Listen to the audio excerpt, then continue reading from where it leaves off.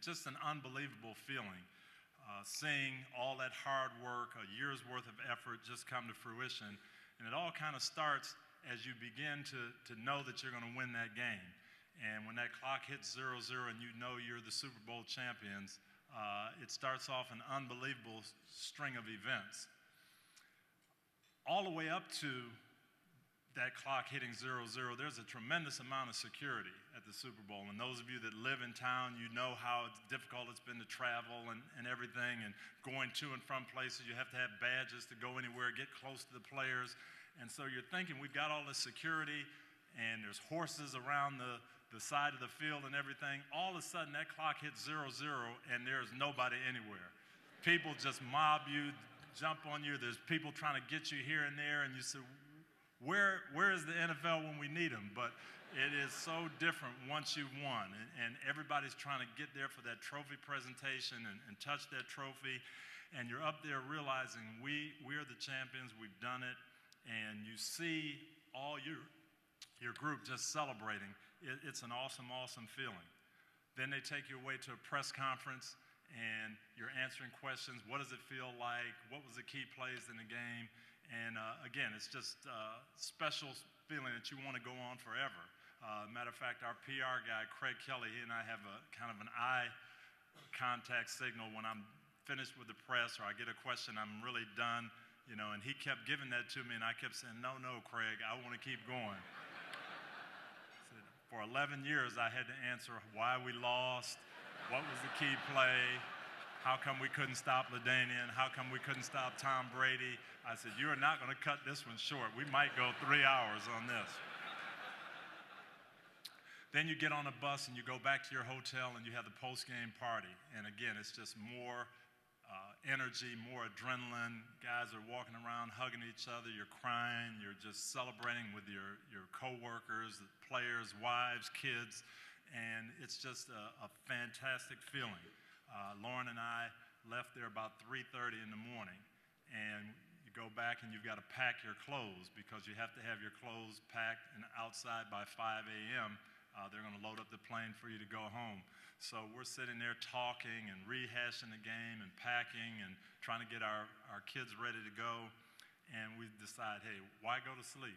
You know, it just feels too good. It's too much fun. So we stayed up the whole time, got up, got ready to catch the plane back to Indianapolis. You get the call, and it's the president. And you say, you know, he's saying congratulations. And you say, I can't believe I'm talking to the president of the United States, and he's saying congratulations to me. And he wanted to talk to Peyton Manning afterwards. Peyton was on another cell phone call with a friend of his, and I'm like, you need to take this call. Who is it? Don't worry, but you need to take this call. And you can't believe it. You cannot believe what's happening. You fly back. There's still that adrenaline pumping and going. You're in the plane and walking back and forth. Again, kind of just rehashing it with everybody on the plane. We land in Indianapolis. It's 5 degrees below 0. And downtown is just lined with people. They're just going crazy. We have an outdoor open air float. We're on this float going through downtown, 5 below 0. Everybody's reaching out, wanting to touch you, excited. We pull into the stadium, 50,000 people, just like it's game day, just on fire. And it's one of the greatest feelings I've ever had. Awesome, awesome experience, one you wish everybody could have. And you get to bask in it for about a week. And then reality hits. And then you're back to normal because you've got to do it again. We left Miami, and everybody's trying to get to Phoenix, and that was our goal. So as great as that night was, as much of a high as it was, you realize very, very quickly it's not an ending point. As great as that night was, it doesn't take away the disappointment of not being here this year. And that's what I guess I would like to tell the players, but in a way, I'm kind of glad that they're not here because I'd hate to rain on their parade. But I could tell them and let them in on a secret that I found out a year later. It really doesn't matter that much who wins this game tomorrow. I know that's kind of hard for you to believe and hard for you to understand, and it is. One team is going to walk away with this tremendous high that we experienced. One team is going to be very, very down and disappointed because their season ended in a loss. But with all the build-up, with everything that we say about the Super Bowl, with the fact that it's the most watched sporting event in the country every year, it really is not the ultimate thing.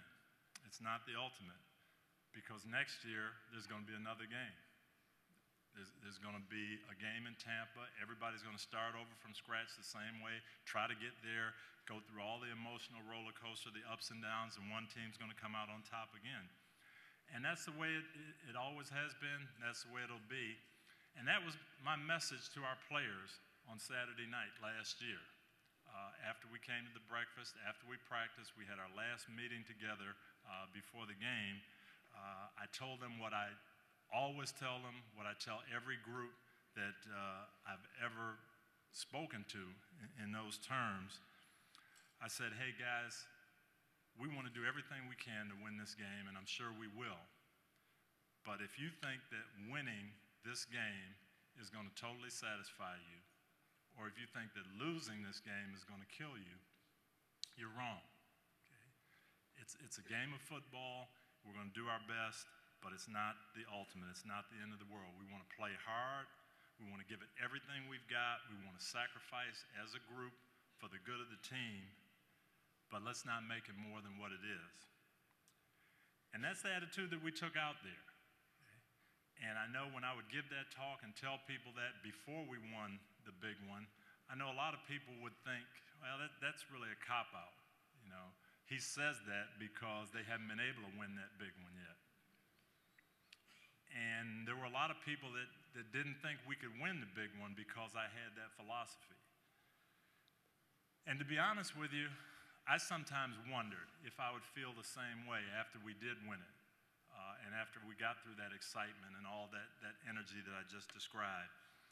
But I can tell you now, after winning it, I'm even more sure that I was on the right track. Winning the Super Bowl was tremendous. It was great, but it was not the ultimate. I was really reminded of that back in Indianapolis a couple of weeks ago. My wife and I were trying to decide whether we should come back to work for the Colts or maybe the Lord was taking us in another direction. And we were praying about it and going to make a decision in a week.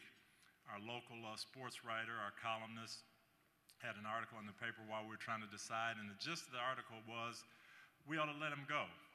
If he wants to go somewhere else, that's what he ought to do. After all, we've only won one Super Bowl in 6 years. We can get anybody to do that.